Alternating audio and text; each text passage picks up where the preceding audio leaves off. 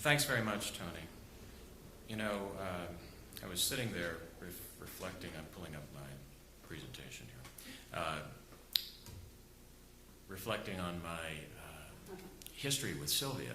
And, you know, she and I took a dive one day, and it was actually my checkout dive. And Sylvia was my dive buddy. And now here we are together again on stage this time. So a little bit of shameless promotion first on National Geographic, just to introduce who we are.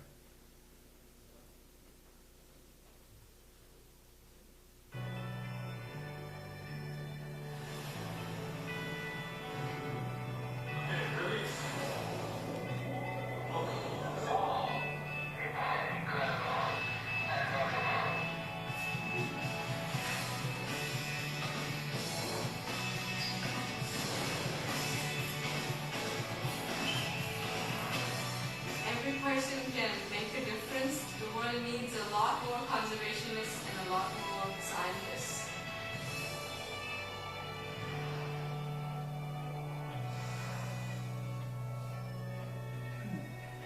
We think we know this place, but we don't. We think we understand how things work, but we don't. That's why exploration is so fundamentally important.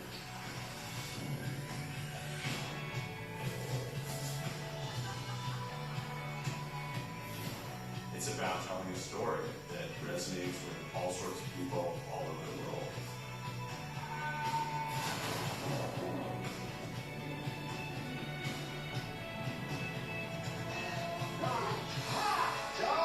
It's the elation that you get by saving a life.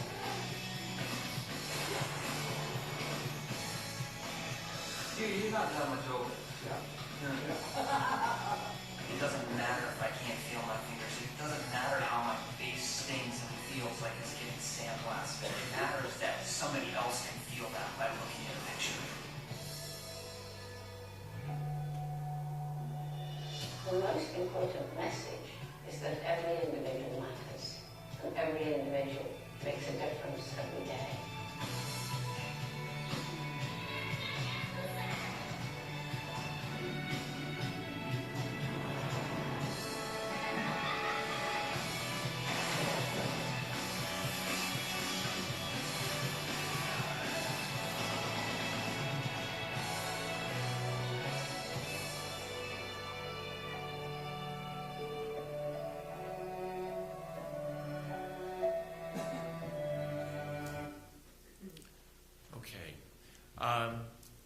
I like to use this particular slide here because I think it will come to represent the 21st century. These guys are not taking selfies. It's a group of migrants, laborers, and every night they go to the shore near Djibouti City, and what they're trying to do is to capture a cheap cell phone signal from their home in Somalia so that they can call home. And it won the 2014 World Press Photo Contest. It's a photograph by John Stanmeyer. So I just think it's sort of emblematic of the time we're living in. So I want to spend a little bit of time talking about exploration, because that's what I do. Who explores, why, and then a little bit about what's left to explore. I'll tell you about some things that National Geographic's doing. And even though you've heard this story before, just because I like it, I'm going to tell you again. It's about Ernest Shackleton, and it's an example of explorers, and it'll help answer the question of why, perhaps. But in 1914, the last unclaimed prize of polar exploration was a 2,900-kilometer walk across the continent of Antarctica. And maybe it's apocryphal, but I'd like to think it was true. He ran this ad in a London paper recruiting members for his expedition. And, it talks about bitter cold, long months of complete darkness, constant danger. It doesn't say a word about 401k plans or retirement benefits. And he had dozens of applicants. And out of those dozens of individuals, he selected 27 to accompany him. And this was just before the outbreak of World War I. In fact, they left England in August of 1914. They entered the Weddell Sea in mid-December 1914, and in January 1915, they became trapped in the ice in the Weddell Sea. By November, so 11 months later, the ship sank. Shackleton and his men took refuge on an ice floe. This strategy was a fairly simple one, but crazy. They were going to allow the ice floe just to continue its journey, and when it reached its northernmost point, they would launch the 3 lifeboats that they had salvaged, and they would attempt to reach the nearest land, which was a tiny speck of land called Elephant Island. Well, in April 1916, think about it, from January 1915 to April 1916, they are trapped in Antarctica, no hope of rescue, no communication. The ice floe began to disintegrate, and they were forced to launch those lifeboats. And so for 5 days, covering some 500 kilometers of ocean, they had to sail, and they arrived finally, half dead, at Elephant Island. The problem was it soon became clear they weren't going to be able to stay there. They'd die. And so Shackleton again decided, well, we're going to have to attempt the impossible once more. This time he selected 5 men to join him to try and reach the nearest inhabited land, which was 1,300 kilometers away, and they were going to do it in a 22-foot lifeboat. So getting there meant they were going to have to navigate some of the roughest seas on the planet, some of the most treacherous waters. It took them 17 days, rowing the entire way. The navigation conditions were terrible. It was overcast. Only 2 days were clear enough to allow them to take a sextant reading. If they'd been off by a degree, they would have sailed to their death. They encountered 50-foot swells, hurricane force winds, minus 20-degree temperatures, but somehow they made it.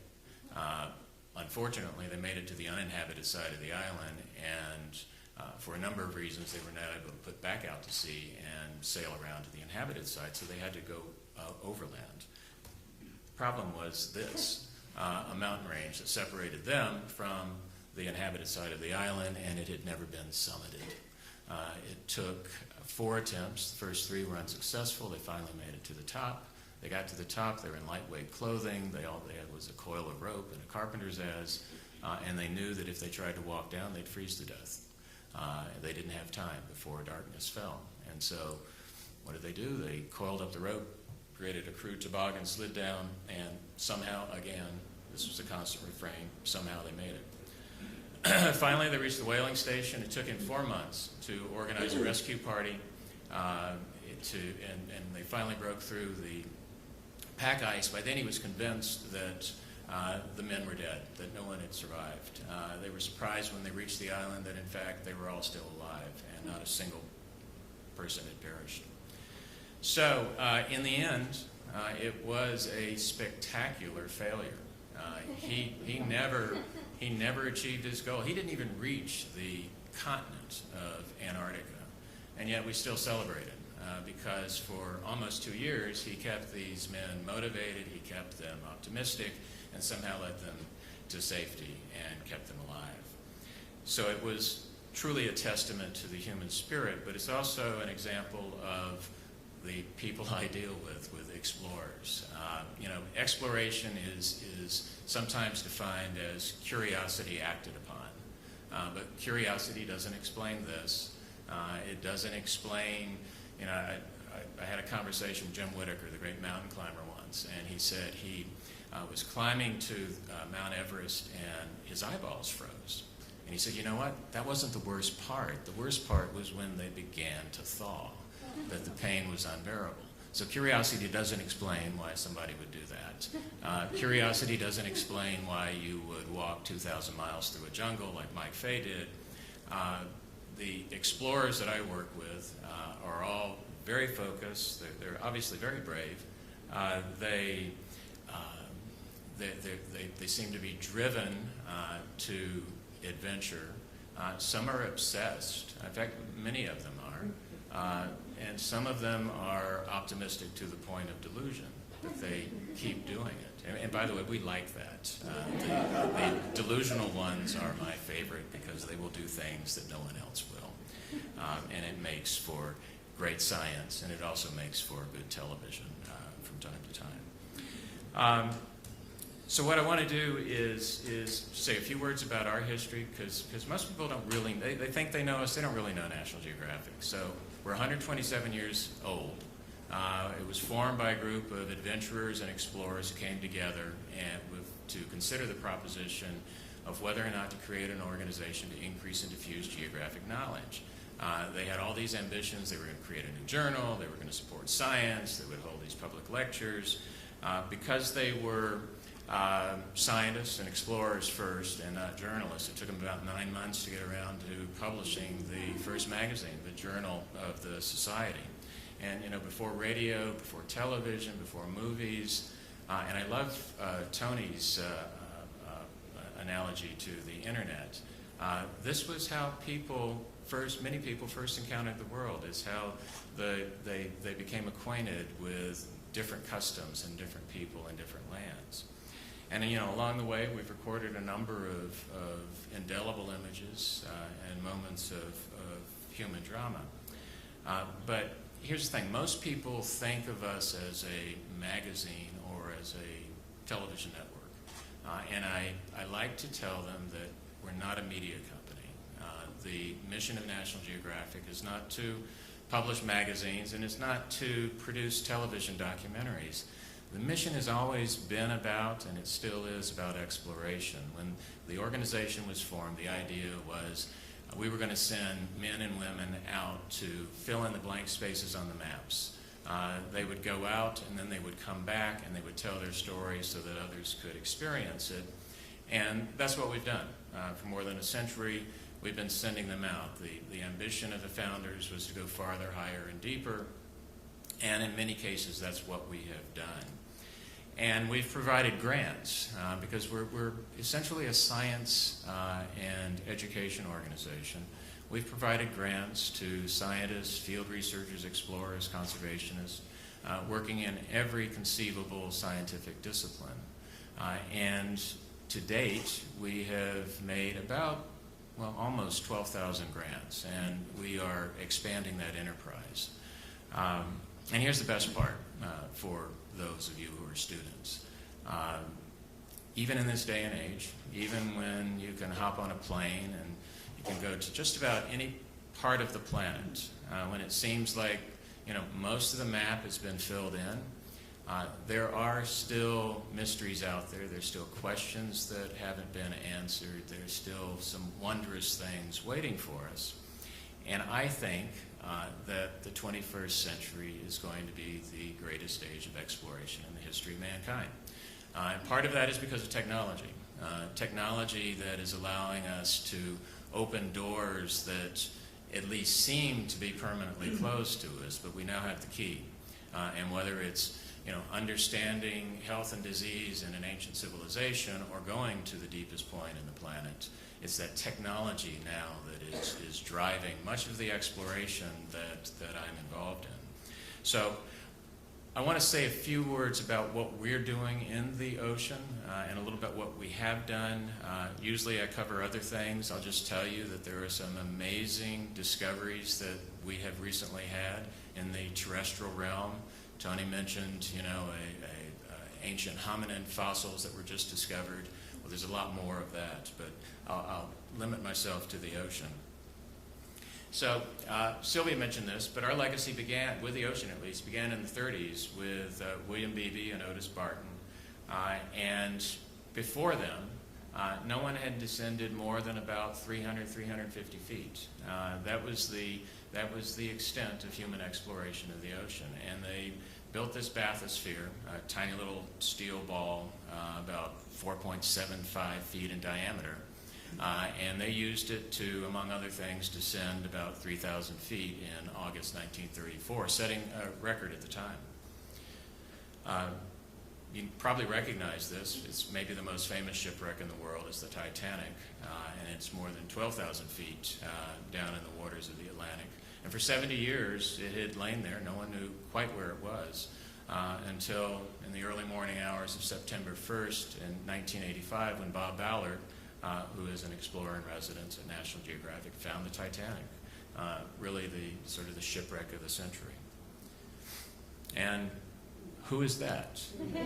But Sylvia. I can't add a whole lot more to what's been said about her, but Sylvia was one of our first explorers in residence. She continues to be an explorer in residence in National Geographic, and she continues to be one of the most powerful advocates for ocean conservation. And this is from well, I don't know whether this is from that expedition, but in 1999, she and National Geographic launched the Sustainable Seas Expedition, which was a 5-year project to study our marine national sanctuaries. And then, of course, Jim Cameron, who was also, by the way, an explorer in residence at National Geographic, and by the way, a filmmaker, but mainly he's an explorer, and he built his own submersible, and as Sylvia said, went to the deepest point in the ocean. And to think about it, we've only been there twice. How many times have we been into space? Hundreds of times we've orbited the planet, dozens of times to the moon, and yet our own backyard, we've only been there twice. So you don't have to go deep to discover new things. You don't have to go deep to find uncharted territory. There really are still some wild, pristine, untouched places left on this planet, many of them in the ocean. And in 2008, we launched something called the Pristine Seas Expeditions, and Enrique Sala, who's an explorer in residence, is leading that project. And the objective is to go to the last truly wild, untouched places on the planet. But it's to survey them, to better understand them, but to do more than that, to take what we find and then present those findings to the public, as well as to policymakers. Enrique and I have talked about this often. We create a documentary about what we have done in a particular place, and I don't care whether 2 million people see it or 2, as long as it's the right 2. And what we do is we take our results, we take the documentary, and we put it in front of the leaders of the country that has jurisdiction over this particular place, and we talk to them about what they have, what's about to be lost, and the opportunity that they have to create a legacy for themselves in conservation. And by the way, it's worked quite well. Cameras and photographs are remarkably attractive to most politicians.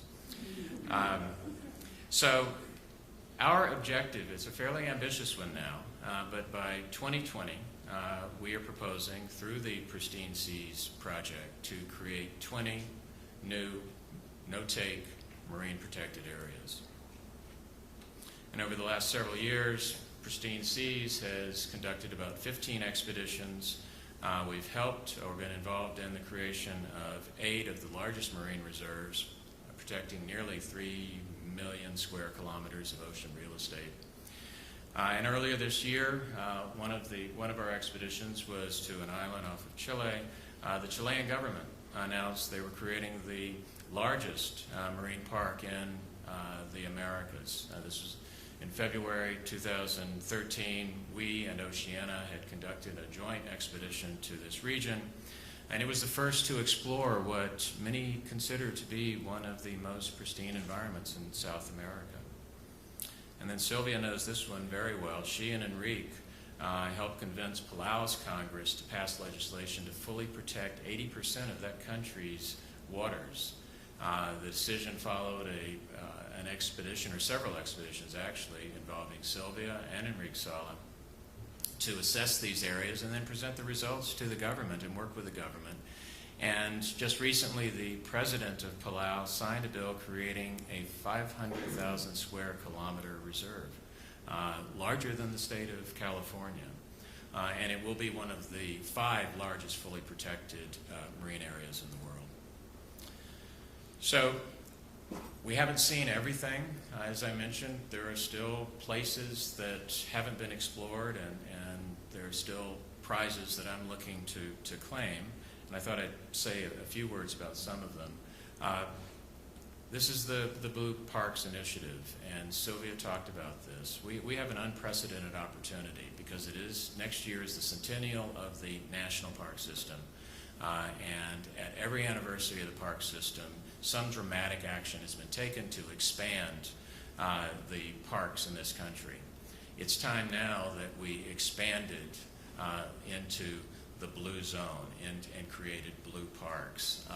And sanctuaries are valuable. The marine sanctuary system, I was involved in its creation and was one of the architects, but we need true marine no-take areas if we're going to restore productivity. It's not just to set them aside so they're aquariums, but rather use them to restore the productivity of the ocean. And I think we have an opportunity to do something that's quite dramatic and unprecedented in U.S. waters next year. And we and Sylvia and others are going to be pushing the White House and the policymakers to take those steps. The Pristine Seas expedition continues. We're going to Galapagos in December, and we have a very ambitious schedule for 2016. And what's ocean exploration if you don't talk about shipwrecks? So 70 years ago, the U.S. Navy suffered the greatest loss of life ever. The ship that had carried parts of the atomic bomb and at the time was carrying 1,200 servicemen was sunk by a Japanese torpedo somewhere between the Philippines and Guam. 880 men went into the water when the ship went down. There's an incident, and they were there for 3.5 very long days before the Navy could find them. There's an incident in the book Jaws, or the movie Jaws, where Quint famously describes the worst mass shark attack in history. And he's talking about this. Of the 880 men that went in, 300 came out. That ship is sitting, as I said, somewhere between Guam and the Philippines. We have an idea of where it is. It's in very deep water, and we intend to find it next April. So stay tuned.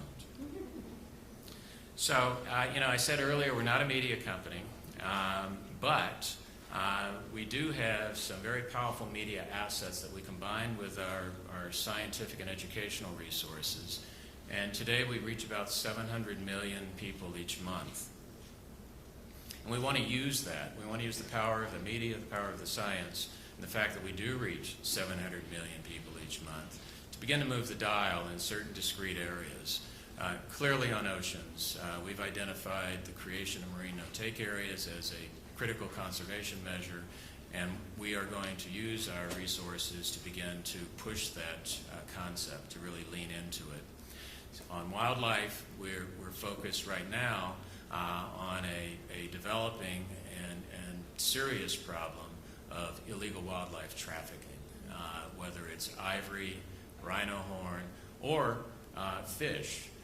There is this growing criminal enterprise that is transporting illegal commodities, converting it to cash, and using it for a variety of purposes, most of which are illicit. The Saving Our Past has a similar connection to illegal wildlife, because what's happening with antiquities is also alarming. We are seeing the looting. Basically, our history is being stolen from us around the world. And by the way, the antiquities that are being stolen are being transported in the same network that transports illegal wildlife, that transports drugs, that transports guns, that transports humans. It's essentially a global criminal enterprise, and we intend to use our media and our resources to begin to expose that, to examine it. We've just done it with ivory, and we've shown that much of the ivory that is being transported out of Africa these days is going to fund terrorism. It funds the Lord's Resistance Army, it funds Boko Haram and Al-Shabaab, and it's only increasing. So these are issues that the organization has committed to undertake over the next, or to address over the next couple of years. And I should also say that we have entered into, and I can talk more about it during question and answer, a recent transaction with our partner to expand a joint venture that we have. And that joint venture and this transaction will allow us in about 2 weeks to create a $1 billion endowment at National Geographic that will be used to support research, conservation, and exploration, to find the next generation of scientists, but also to train the next generation of science journalists, because we have to be able to effectively communicate what we're finding and why it's so important. Back to where I started. I put that up there, and the people who work with me think it's very funny, and it's become something of a joke. But I mentioned this thing about explorers being obsessed. The obsession I have is this, and it is the 100th anniversary of the sinking of the Endurance. And if it's the last thing I do, and it probably will be the last thing I do, we're going to find the Endurance. We are in the process of putting together the most ambitious polar expedition, frankly, since Shackleton, that will go to the Weddell Sea, search for and hopefully find the Endurance, which is in 10,000 feet of water covered with ice. We don't plan to get stuck there like he did. But more importantly and more interestingly, it's not just about a shipwreck. This is one of those blank spaces. This is an area that has not been explored. We know almost nothing about the area that the Weddell Sea comprises, and it's a chance to do something that is going to advance our understanding of that ocean environment and provide critical information. So the one last thing that I would say to you, the reason we do this, the reason we explore, is that just as it can lift an ancient ship off the ocean floor, just as it can bring history back to life, exploration can inspire. It can inspire people to care, and sometimes it actually inspires them to act. So that's what compels us forward. And I can tell you that as we sit here right now in this room, very comfortable, that there are men and women out there in some of the most remote places on the planet, enduring some of the most extreme conditions imaginable, but doing it because it's important, because they're searching for the truth and they're attempting to save what they believe is truly worth saving. And I can also tell you that for every person that I send out, there are probably 2 or 3 who want to go, but they don't have the resources. And so who knows what they might find. And I would just leave you with this, that we, all of us in the room, my organization, your organizations, have an opportunity to do something about that, to send those people forth, like men and women have been doing for centuries, to find those hidden mysteries. So I'm going to play one video for you. It shows you how unexpected exploration can be, and that when you least expect it, you find something. It's also kind of funny, and here goes. Franz Josef Land is a group of islands in the Russian Arctic. Just this incredible place. Certainly one of the wildest places I've ever been. My main job in the expedition is operating the Dropcams. So a Dropcam is basically a camera inside a glass ball that we send to the deepest reaches of the ocean to see what's there. Parts where it's too deep to dive. In the case of Franz Josef Land, it's really giving human eyes a first glimpse of this extreme.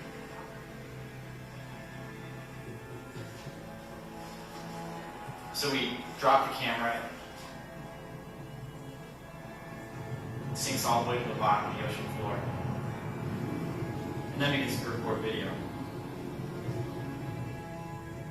In the meantime, we just have to wait a few hours for the drop cam to do its job and then release back to the ocean surface. We recover it and begin downloading the footage. There was literally no life I filmed 3 hours and there was no life. I thought the deployment was a bust. And I was just kind of idly watching the footage, and all of a sudden, the camera shook. And that's like a big indicator. And then this head, this big white ghostly head just kind of like shows up in frame. Holy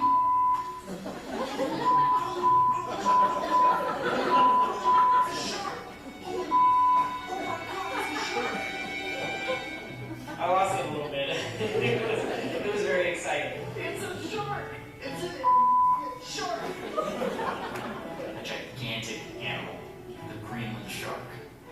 grow to over 20 feet long and are one of the largest sharks on Earth, but one had never been reported in Franz Josef Land until now. Pretty awesome.